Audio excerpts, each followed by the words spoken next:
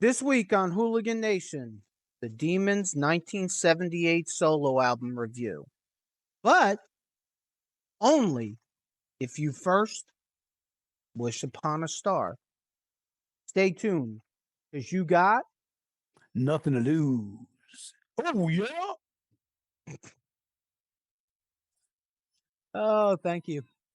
You're welcome. You wanted the best. Well, they retired. So you got two dudes in a garage. Talking KISS.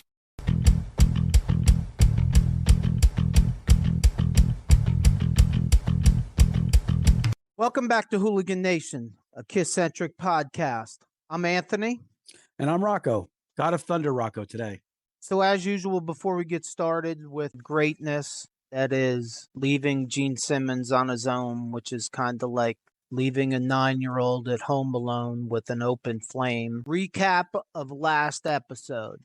We spent last week in Vegas in a dark, smoky lounge. I feel like drinking a cheap, warm beer and listening to... Why do I picture Peter Criss in like that 1976-77 Elvis Presley outfit, fat with a gut, and all sweaty? Why do I picture Peter up there singing his lounge act?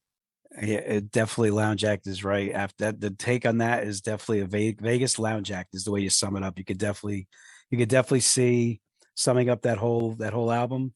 You could definitely see where he came, what he brought into the band. I gotta read this. I forgot about this, and I gotta find it and read it. It was a comment made by one of our, I think he's a subscriber, off of the trailer. Yeah, I thought this was funny. So this is from Charles Bronson 4282. Charles Bronson. If you're not a subscriber, please subscribe, because I like you. You have the same sense of humor that I do. His comment that came off of the Peter Criss trailer that just went out on Monday. I don't even think cocaine can make any of Peter's solo work seem digestible. He gets a mic drop.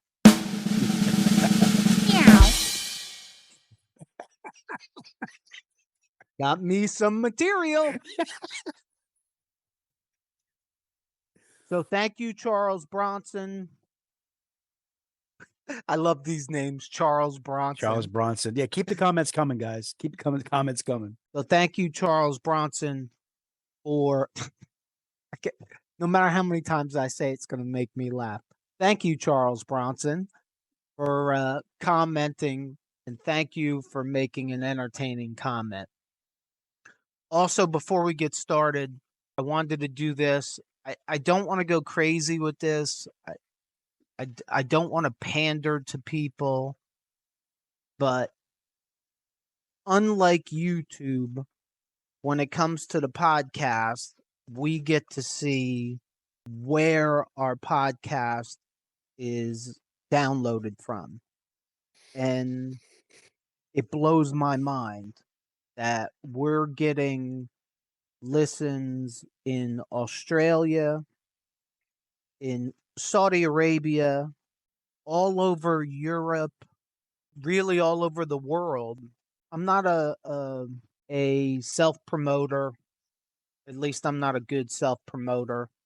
But we got listens in Sweden, Germany, Australia, Saudi Arabia. Pretty cool. Me too.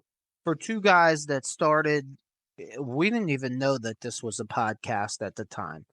We just started filming ourselves in a garage talking about KISS. I can't... It was my idea. It was a good idea. They usually aren't good ideas, but in this case, I guess it was a good idea. And it just kind of snowballed from there. And like I said, I'm not trying to say we're getting thousands of views and downloads, because we're not. But just the fact that we have downloads in Australia and all over the world. I mean, really, if you're Italian and you're watching this, we are both Italian. We'd really like to get like one listen in Italy. Just one. Just one listen in the homeland would be great. Well, you Just saying that saying. stuff, is kind of like makes me think of this again. Like again, the reason we're doing this is we're kind of like reliving our childhood, listening to these albums again. I'm listening to songs that I forgot how good they were, and some songs that are not as good as I thought maybe they were. It's been a lot of fun, but when we say about a community, we really want a community. Like I want, if you want, drop in the comments who you are, where you're from. Like this is something, and if you hear something we say and you like, those guys know what the hell they're talking about. This is how it went down. Put it on there. Like we generally are doing this because we love the band Kiss and we want to share it with our fellow fans. Since we're on that, for the millions that are listening out there, my brother, he would like to make comments, but I guess his fingers don't work. So he sends them to me in text messages. Come on, dude, Uh, start making comments. so I'm just going to start reading his comments over the air. So this comment is for my brother in regards to our episode that's out now, which is the Hall of Fame episode. He believes that Vinnie Vincent should be in the Hall of Fame because he was the beginning of the no makeup era. And if they had shit the bed, Kiss could have been over. So that is his opinion. My response to that is that I agreed with him.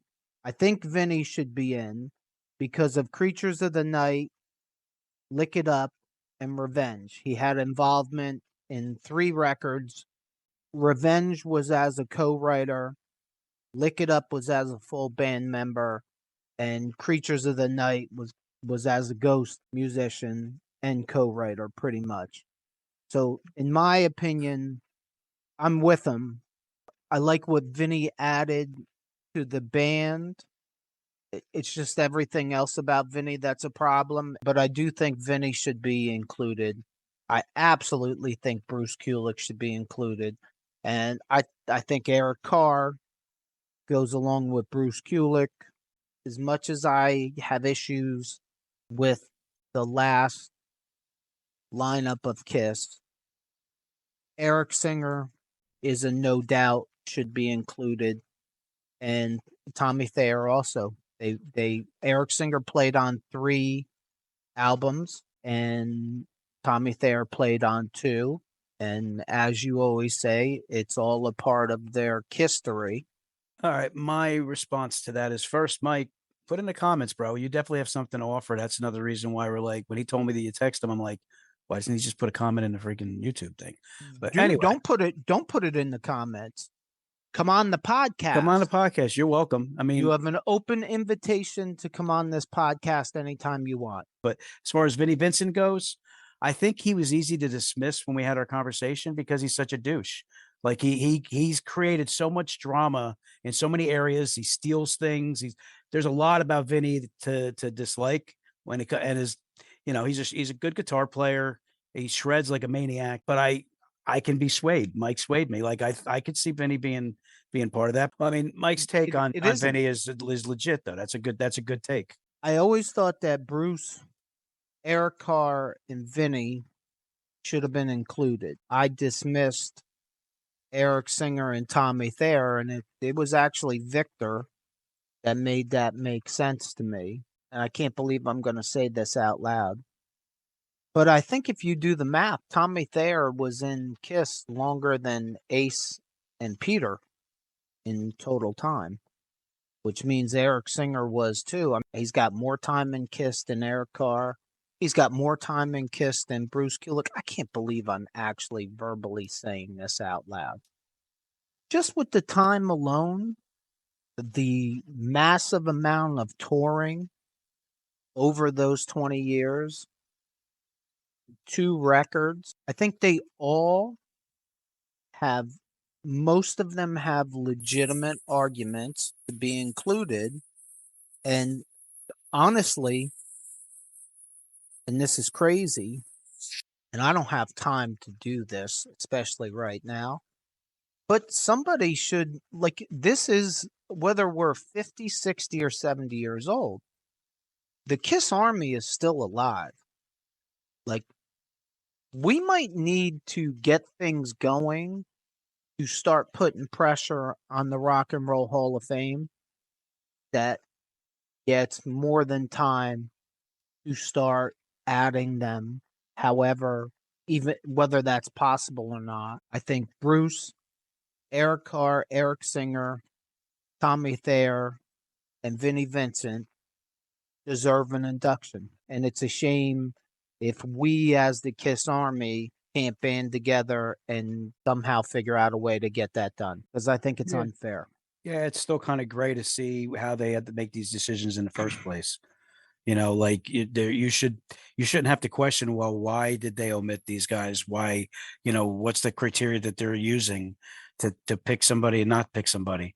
And to me, it's all been personality. It's all been what they as a person, what they think, instead of, a consensus of the public opinion. Creatures of the Night, Lick It Up, and Revenge, in my opinion, are three very good. I wanted to say three of their best records, but somebody will hear that they're the three best records. And I don't think they're the three best records, but I think they are three very good records.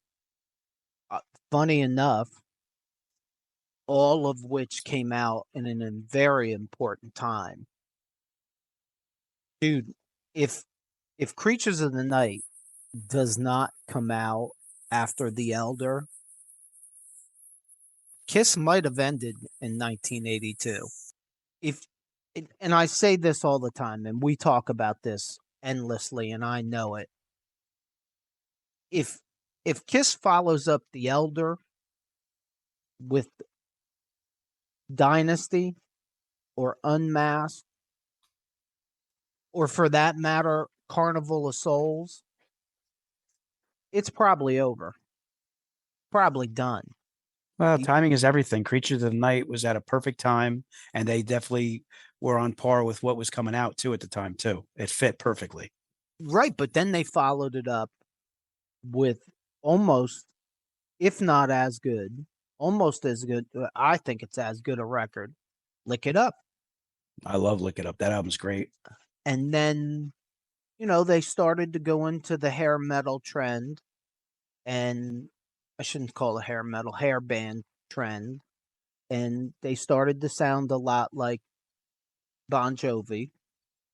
And then Here Comes Revenge to pull them out of that, even though Vinny's a douche, and I'll agree Vinny's a douche. And by all accounts, Vinny's just a bad guy. He's a crook. He's a thief.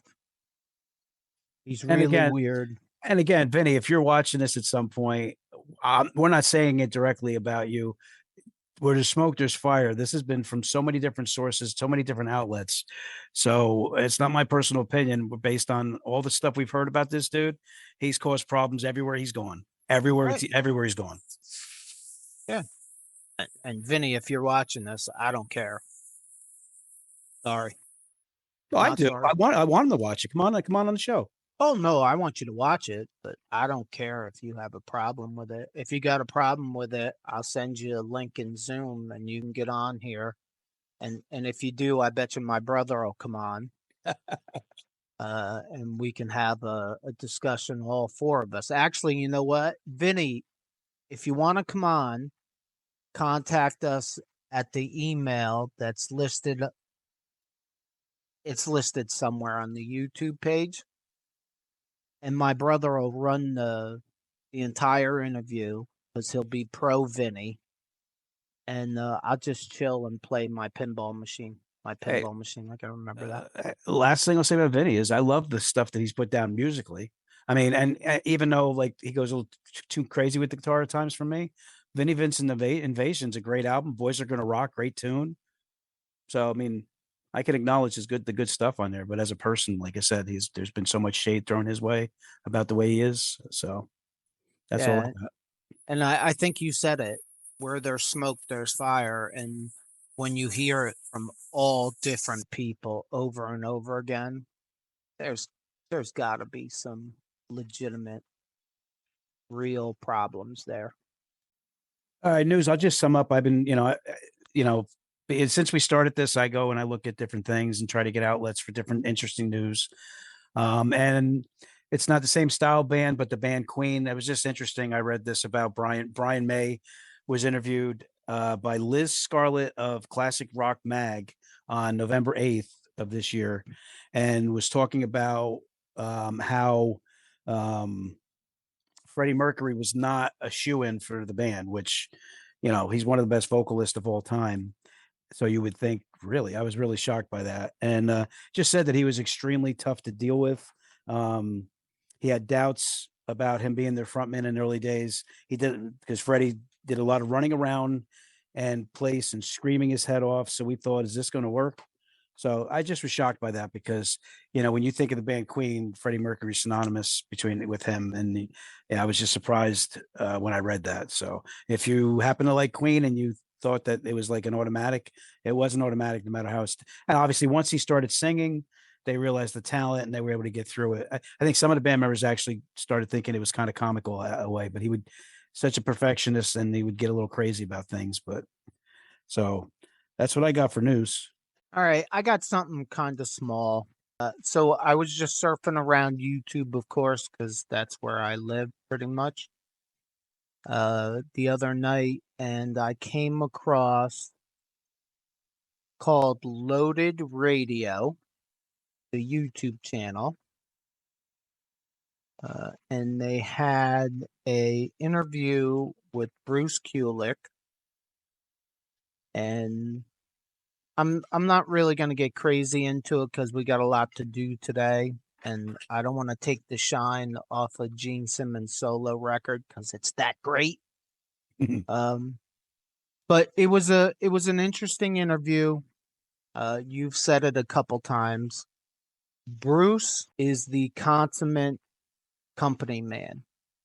Man, I'm telling you, Bruce Kulick should run for some kind of public office.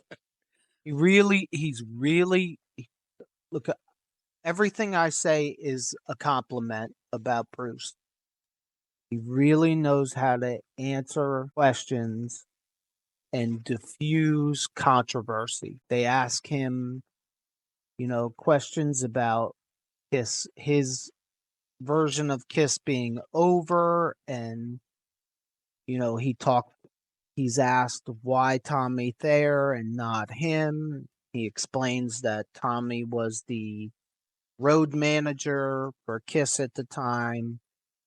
And I guess there was a couple times that Ace didn't show up and Tommy had to step in to the costume, for a private show and for a commercial that I don't remember. He talks about that time. Of course, he doesn't say anything bad about Gene or Paul or Tommy or Eric. Bruce doesn't say anything bad about anybody. Bruce is just he's a classy guy. He's a classy guy. 100% good dude.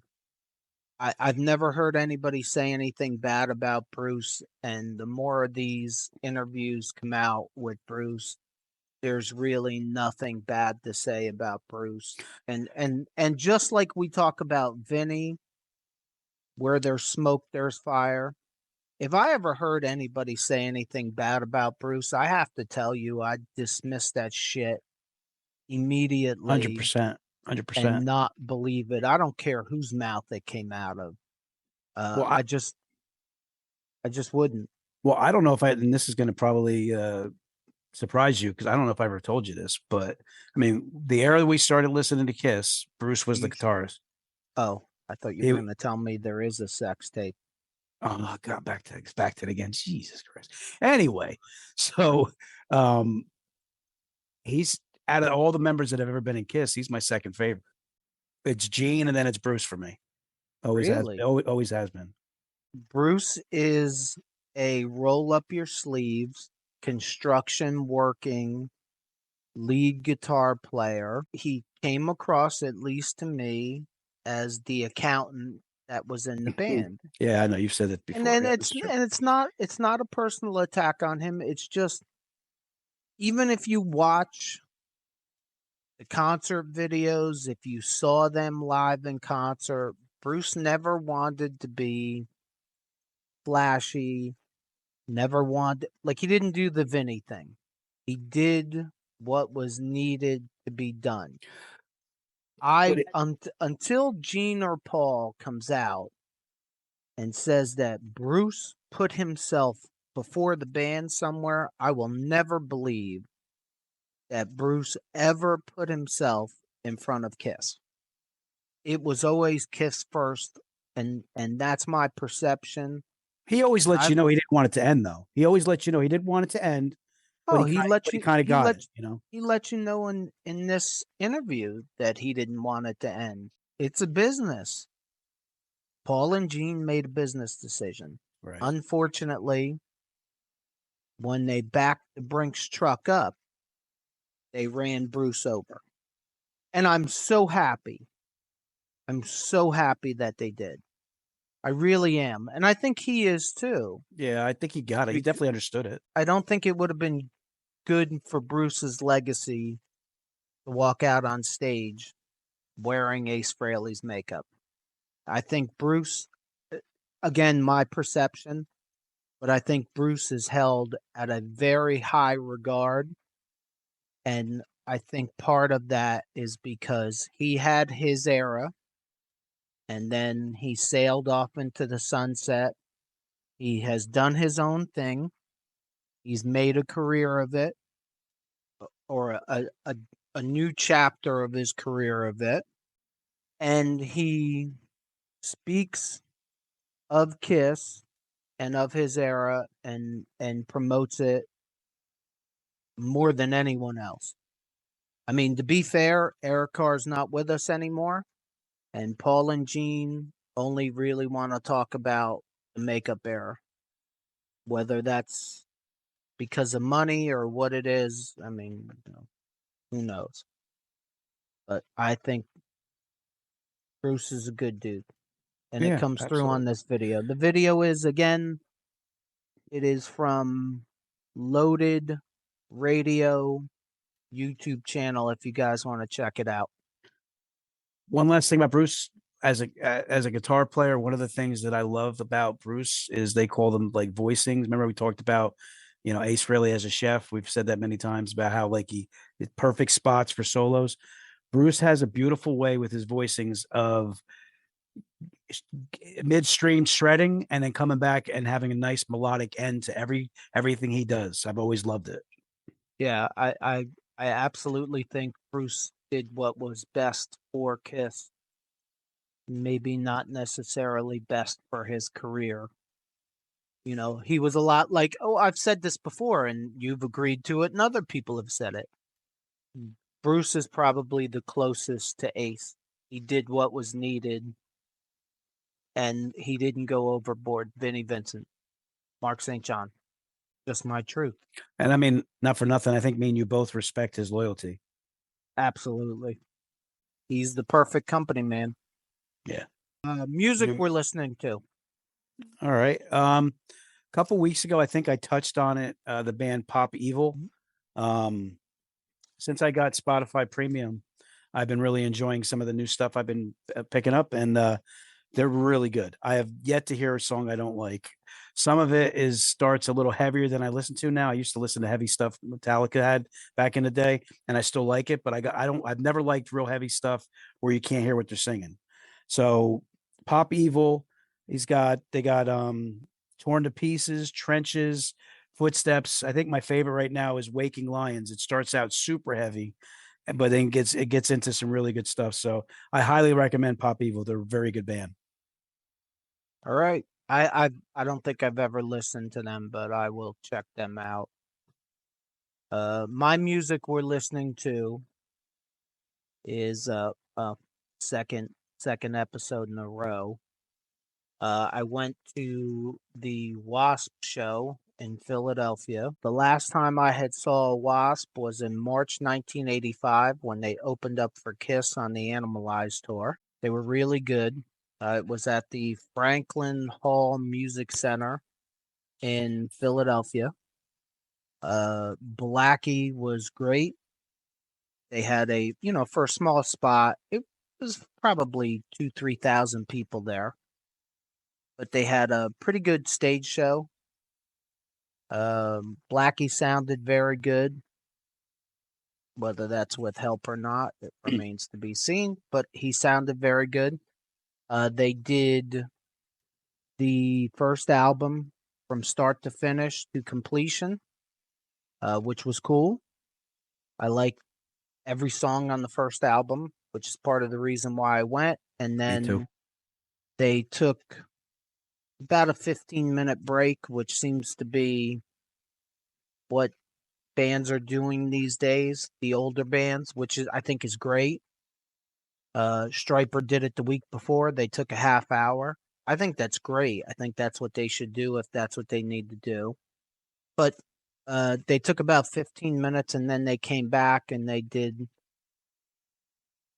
I wouldn't call it a greatest hit set because like there are certain songs that I would have liked to hear that he didn't play. But they did play I Don't Need No Doctor, Wild Child, Hey Jude, let's party. and Blind in Texas, which was great. They ended the show with Wild Child and then Blind in Texas. Love Great Wild show. Child. Band sounds good all the way around. I think Blackie's 68. He's found religion. I have nothing against that. So he is a little different. He's not doing crazy things.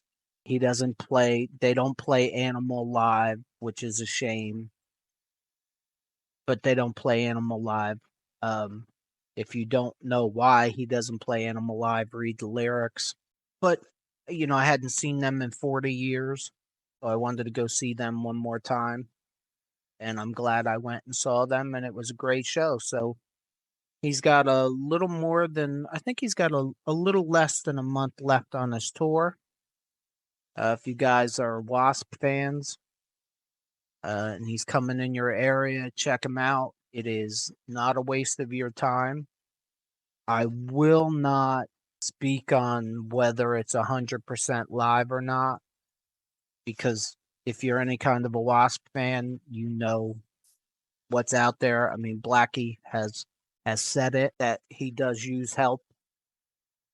How much help remains to be seen. I mean, I can tell you Friday night, I could hear some help at some points. What I heard most of the time was help in the chorus. And then there's some songs when I didn't feel like there was any help at all. I got to see Wasp 40 years after seeing them. I thought that was cool. So that's all. If you guys get a chance to see Wasp, it is not a waste of time. It is definitely not a waste of money. Again, my ticket with fees and everything was $50 a ticket. How many people packed into that house? There were two or three. It's a bigger place.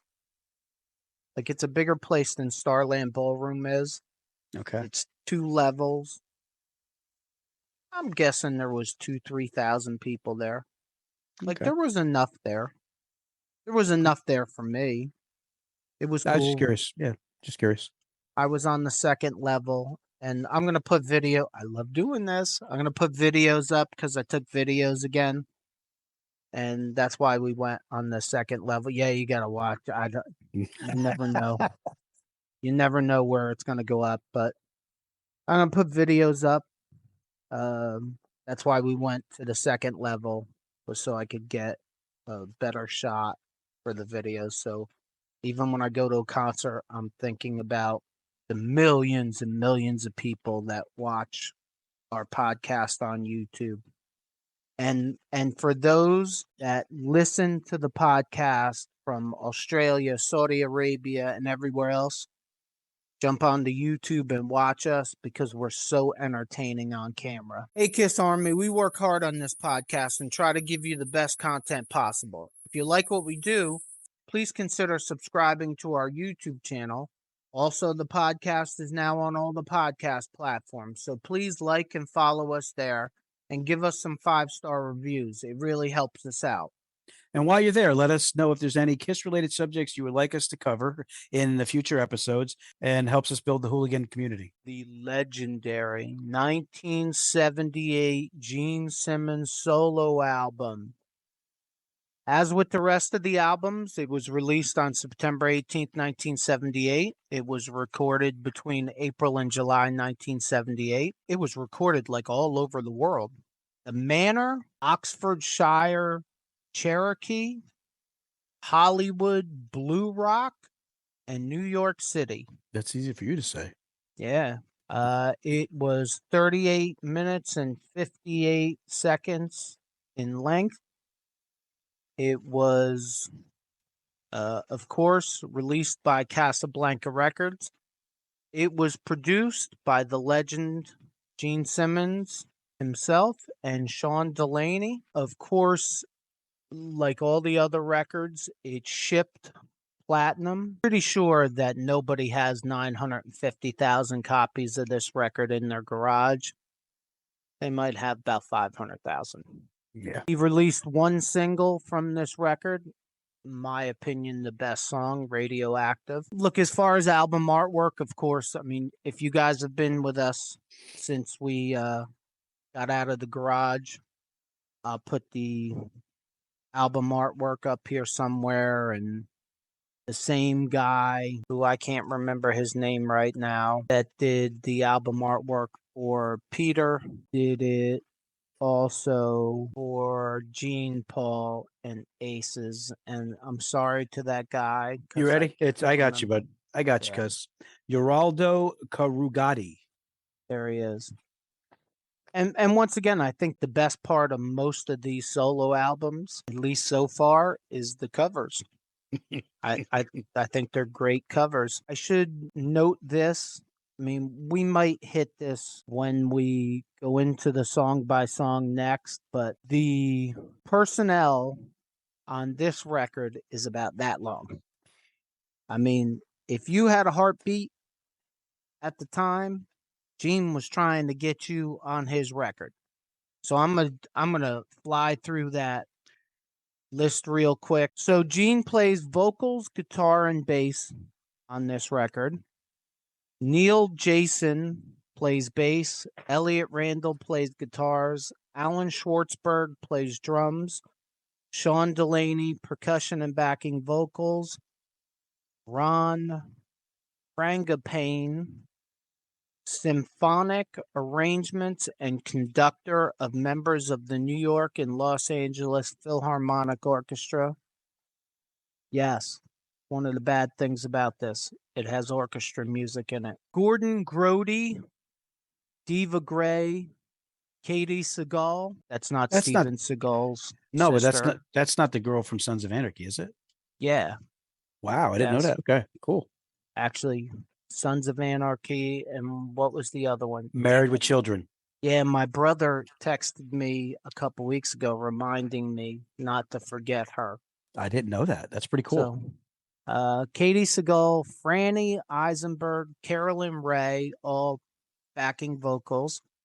Eric Troyer, piano and vocals on Radioactive and Living in Sin. Steve Lacy, guitars on Radioactive. John Shane Howell, classical guitar. Radioactive, Burning Up with Fever. Richard Gerstein, piano. Joe Perry, yes, that Joe Perry from Aerosmith. Guitars on Radioactive and Tunnel of Love. Bob Seger, yes, that Bob Seger, backing vocals on Radioactive and Living in Sin. Rick Nielsen, yes, that Rick Nielsen from Cheap Trick. Guitars on See You in Your Dreams. Helen Reddy, background vocals on True Confessions. Jeff Skunk Baxter, guitars on Burning Up with Fever, See You Tonight, Tunnel of Love, and Mr. Make Believe. Donna Summer, the legendary Donna Summer. Background vocals on Burning Up with Fever, which you can actually hear her, and you can pick her out, and Tunnel of Love. Janice Ian, backing vocals on the prelude to Radioactive.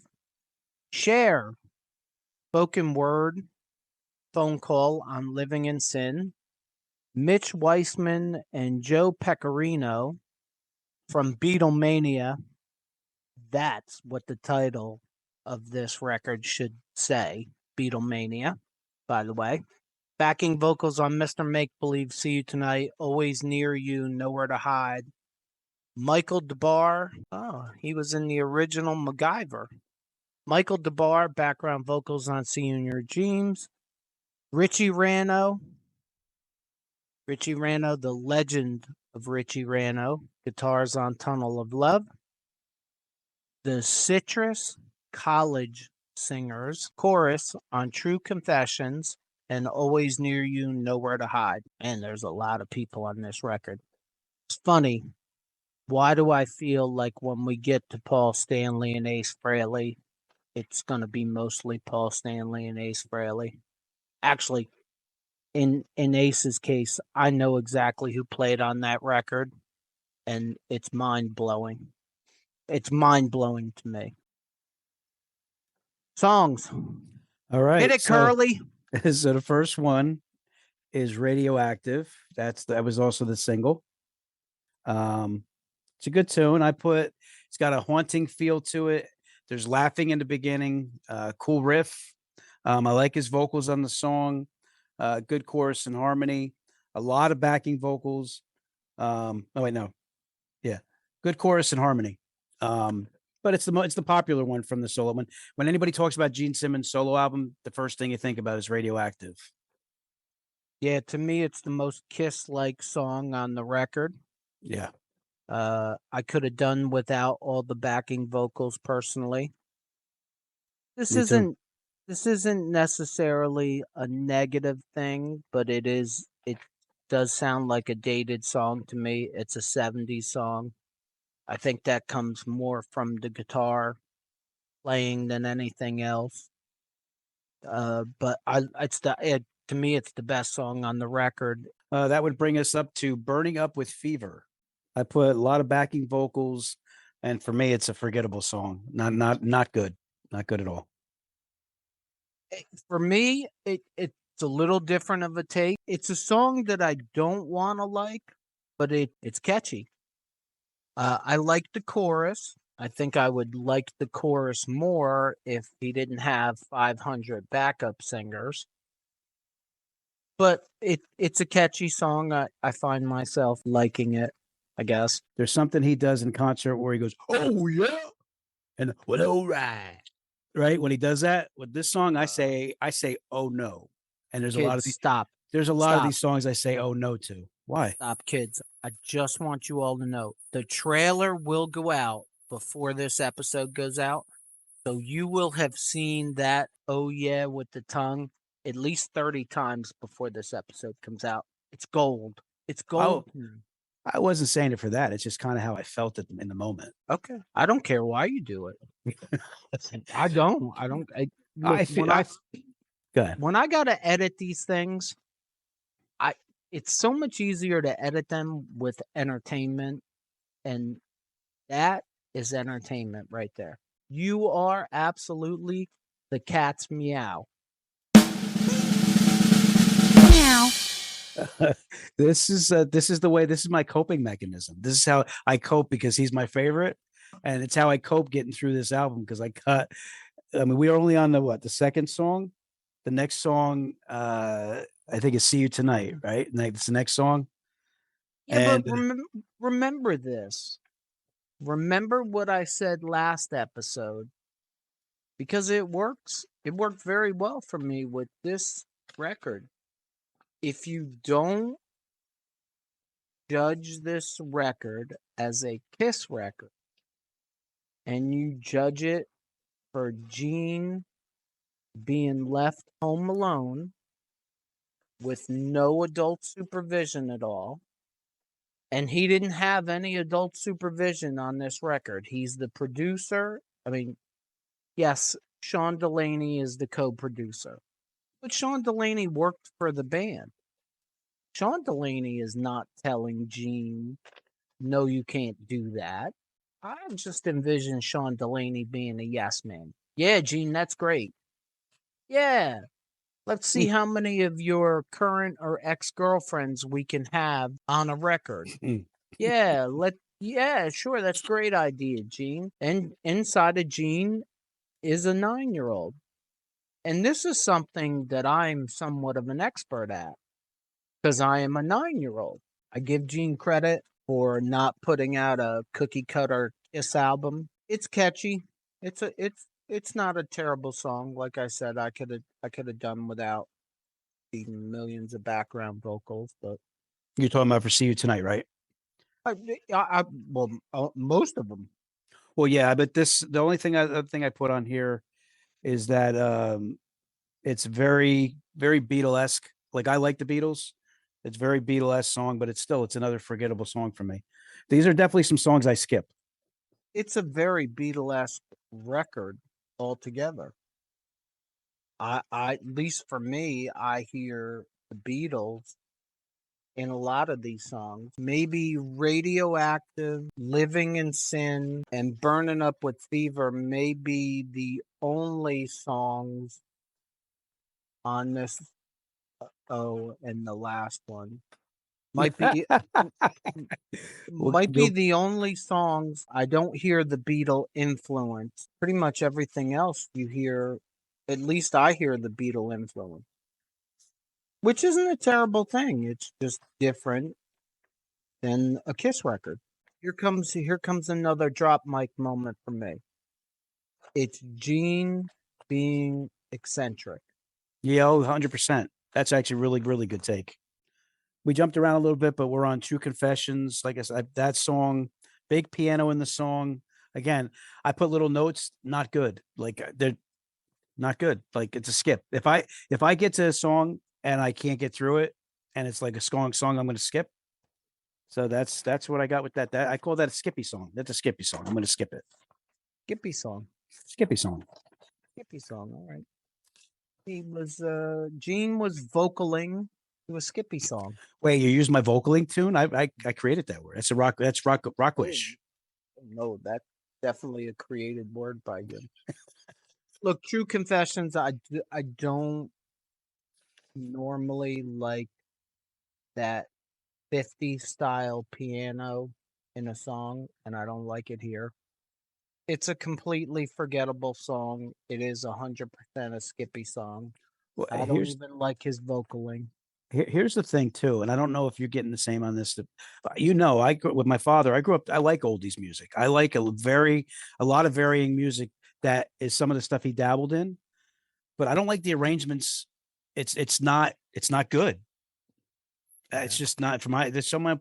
Listen, I don't produce stuff. It's just the way it's what I like. It's just what did Victor say when we did the Rock and Roll Hall of Fame? You either like there's either good music or there's bad music. To me, there's a lot of bad music on this. So if I'm a Kiss fan back then, and all these albums built up, and now I listen to the Gene album, expecting it to be, I would be expecting Gene's album to be Ace's album. I think one of the biggest mistakes that Kiss made was putting that Kiss logo on each of those records. I think it made people think they were getting a Kiss record. Right. And so far with Peter and Gene, you did not get a Kiss record. On Peter's record, because of Beth, you could argue that there's one passable Kiss song on there. And on Gene's record, you could probably argue that there's 2, maybe 3 songs at most that are passable Kiss records. But you know what? I want to pose a question to our hooligans. Please.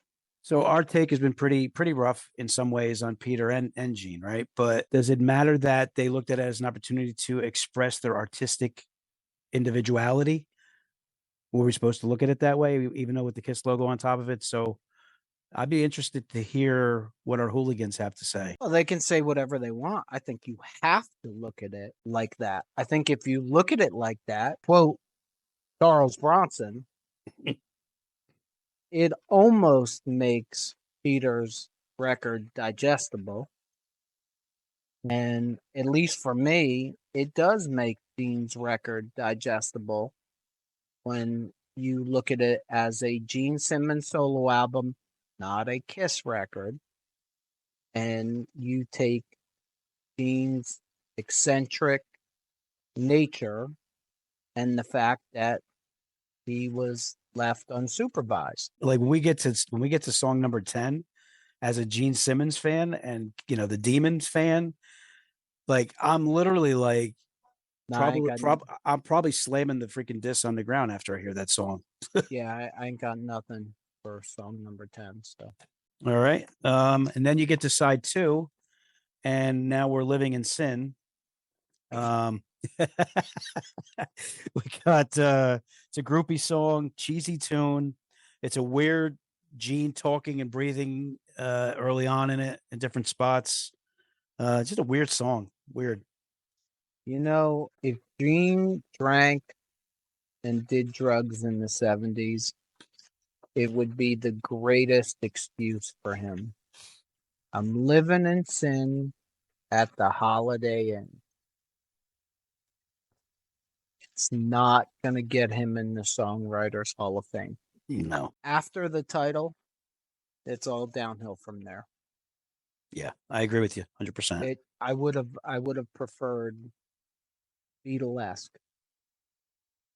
or whatever the hell. Like I said, I like the Beatles, and but the even some of the Beatles-esque songs, I just are not. The arrangement's not good. They do too much. Too much. All right, so the next one's Always Near You, Nowhere to Hide. I put Lazy River. It's a very lazy song. 70 influences all around. Just not good. I just put not is. I do a lot of not goods on these, so that's a skip for me. I'm okay with it. I don't know why, but I'm okay with it. It's not, I don't think it's great, but I'm okay with it. That's All right. the best you're going to get out of me for that, is I'm okay with it. All right. Cut me off and move on, or I'm going to say too much. All right. Man of a thousand. So you're a man of a thousand faces, is what you're saying? Yeah. Man of a Thousand Faces is interesting. You got your orchestra. That's the uninteresting part. I don't care too much. I don't have a problem with orchestra, but yeah, you got your orchestra, trumpets. I like trumpets. You got trumpets in there. It's definitely not a rock influence at all. It's definitely again, him being eccentric and really trying to just do too much. Yeah. Number 9 is the second song that I like on it, Mr. Make Believe. I like the acoustic feel. It's a big time Beatles harmony, but it's a good Beatles harmony. Vocals. I got it overall. It's a good song. Gene being Gene without his personas. I thought it was a Gene. It's actually a George Harrison feel of a Beatles song. He's definitely like took that vein on the style as far as I'm concerned. But I like it. I do like that one. Beatlemania has backing vocals on this, so that's why it sounds like a Beatles song. That's a good point. I didn't realize that. Yeah, from when you read that earlier. Here's a little tidbit that I've heard. Wow, we made it that long without a tidbit. Wow. He tried to get John Lennon and Paul McCartney to guest vocal on this record, and he could not get them. So he went out and got a Beatles cover band, Beatlemania, to do it. Wow, I didn't know that. Gene may be eccentric, but that's good thinking, I think, on his part. All right, so this next one is definitely a title that I could definitely see Gene coming up with. See You in Your Dreams. I really don't have a lot on this. What do you got for See You in Your Dreams as far as again, this is another one of those skip songs for me. I don't skip it. It's okay. It's like most of this record. It's okay. If you listen to it without hoping for the God of Thunder or the Demon, it's okay. All right. So this last one, Ant, I think you're gonna appreciate the take that I put on this one. So like when my daughter Emily, when she was like 4 or 5, we took her to Disney World. Right. And when you wish upon a star, you hear that a lot in the park. But I didn't really think that I would be hearing it from the Demon when I entered the park, that Gene Simmons would be the one singing it to me, or the Demon. Um, he doesn't do a bad job on it, but this is a song that if I was a diehard Kiss fan and I listened to albums out, Destroyer, like all these albums leading up to this, and then I got to that song, I'd be like, I would be disgusted. I'd be throwing up a little bit in my mouth, I think. I'm gonna make a confession. Uh-oh. I've heard it. I didn't even listen to it. I I just can't. I just can't. The guy who came up with the lyrics, "I'm 93 and you're 16," is now a couple years later singing "When You Wish Upon a Star." Wow. I really like how you put that down. That was good. To wrap this, I wouldn't call it painful, because it wasn't painful. Peter's solo album is much more painful than this one. But this was not what I was looking for out of the Demon in any way, shape, or form. But to wrap it up, it's what I've said over and over on this episode. It's Gene being eccentric. It's Gene being left unsupervised. He could have probably greatly benefited from a producer or a guardian or a babysitter, maybe. You know what? The other thing you just made me think of, it really shows how important the combination of Paul and Gene working together really is. Because you could see, like, I could see, like, Gene kind of like going, and Paul kind of reining him back in. How important to Gene? Because No, I think they needed each other. There was a good, but I mean, I could see Paul, Gene maybe trying to do something, and like Paul's like, "That's not what we're about, dude. Come on." Our next episode is Paul without Gene, and it turns out a lot better than Gene without Paul. So I don't know how much Paul needed Gene, and I don't necessarily think Gene needed Paul. I think Gene needs a guardian. I think Gene needs somebody to organize his thoughts for him. It's eccentric, it's Beatlesque, it's unorganized, uh, it's it's unsupervised, and if you think about it, however many years later, it pretty much defines Gene as a person. I mean, that's Gene's personality. Take Kiss condoms, Kiss coffins, Kiss air guitar strings, throw it in there, mix it all up, put Gene's 1978 solo album on, and it all makes sense. Doesn't sound that much better, but it all makes sense. I need to have Cher. I need to have Bob Seger. I need to have Joe Perry. I need to have Rick Nielsen. I need to have Katie Seagal. I need to have all these people. I need pomp and circumstance. Absolutely. The next two solo albums that we do, I have a feeling you're not going to get any of that. Well, I for one am glad that Gene and Paul ended up becoming musical partners. That's for sure. I think what the solo albums show you, and oh my God, stand by. If Victor didn't break the internet, I may break the internet now. Uh-oh.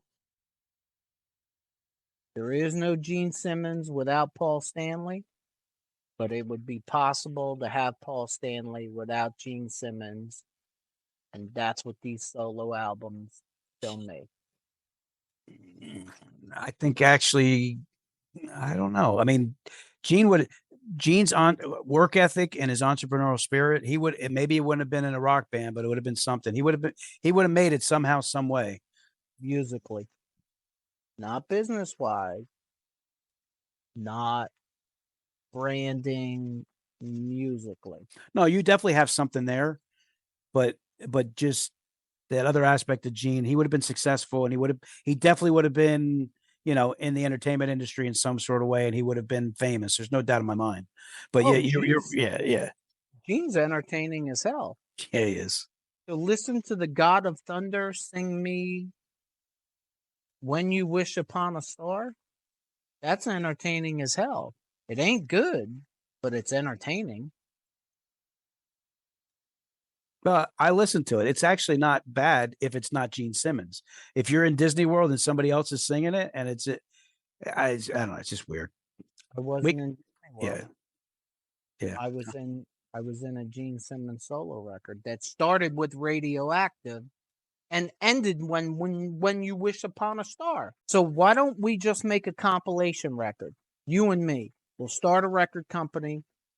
We'll make a compilation record.